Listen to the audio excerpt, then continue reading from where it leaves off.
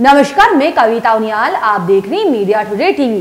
जब इजराइल के सैन्य कब्रिस्तान में कब्रों के लिए जगह कम पड़ गई, हमास के चुंगल से अपने कैदियों को नहीं छुड़वा पाया, तो अब इजराइल हमास के साथ समझौते के लिए तैयार हो गया है।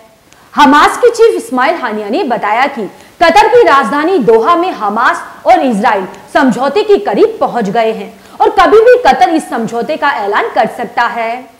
इससे पहले अमेरिकी राष्ट्रपति जो बाइडेन ने भी ऐसे ही संकेत दिए थे कि हमास और इजराइल के बीच बंधकों को रिहा करने के लिए जल्द समझौता हो सकता है। जो बाइडेन से जब पूछा गया इजरायली बंधकों को छोड़ने की डील जल्द हो सकती है, तब बाइडेन ने इस पर कहा कि मुझे भी ऐसा ही लगता है। कतर के प्रधानमंत्री ने संडे को कहा था कि हमास द्वारा इजरायली बंधकों को छोड़ने और कुछ दिन के लिए युद्ध विराम करने का समझौता जल्द हो सकता है, लेकिन ये कुछ मुद्दों की वजह से अटका हुआ है। आज हमास के चीफ इस्माइल हानिया ने बताया कि हमने अपने भाई कतर के सामने अपनी मांगे रख दी है, अब वो जल्द ही इस समझौते का ऐलान कर देगा। मीडिया रिपोर्ट के मुताबिक वह समझौता जिसके अनुसार हमास इजराइल के 50 बंधकों को छोड़ेगा और बदले में इजराइल तकरीबन 300 फलस्तीनी कैदियों को रिहा करेगा जो इजराइल की अलग अलग जेलों में बंद हैं। इस दौरान इजराइल 5 दिनों का युद्ध विराम करेगा और वो हवाई हमले नहीं करेगा।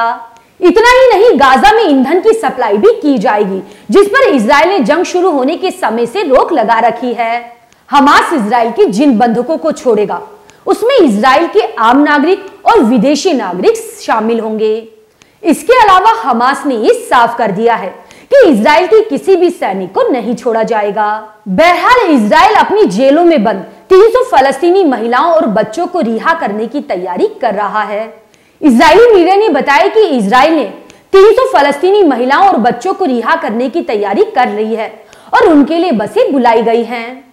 कतरी विदेश मंत्रालय के प्रवक्ता माजिद अल अंसारी ने मीडिया को संबोधित करते हुए कहा कि इस समझौते की प्रक्रिया लगभग पूरी हो चुकी है और कुछ ही घंटों में इसका खुलासा कर दिया जाएगा। उन्होंने मीडिया के सवालों के जवाब में कहा कि समझौते का विवरण तब तक सार्वजनिक नहीं किया जा सकता जब तक इसका आधिकारिक ऐलान नहीं किया जाता। हमास के चीफ इस्माइल हानिया ने भी अपने बयान में ऐसा ही कहा था कि समझौते का आधिकारिक ऐलान कतर करेगा। उन्होंने भी इसके बारे में खुलासा करने से इनकार कर दिया था। बहरहाल ये समझौता हो चुका है। हमास और इजराइल एक दूसरे की कैदियों को रिहा करने की तैयारी कर रहे हैं। अब देखना यह है कि गाजा में परमानेंट शांति कब आएगी और युद्ध के पीड़ितों को राहत कब मिलेगी। आपकी इस न्यूज पर क्या राय है, मुझे कमेंट करके जरूर बताइएगा। अगर आपको मेरी न्यूज अच्छी लगी तो लाइक कर देना। अब मैं आपको अगली खबर के साथ मिलूंगी। शुक्रिया।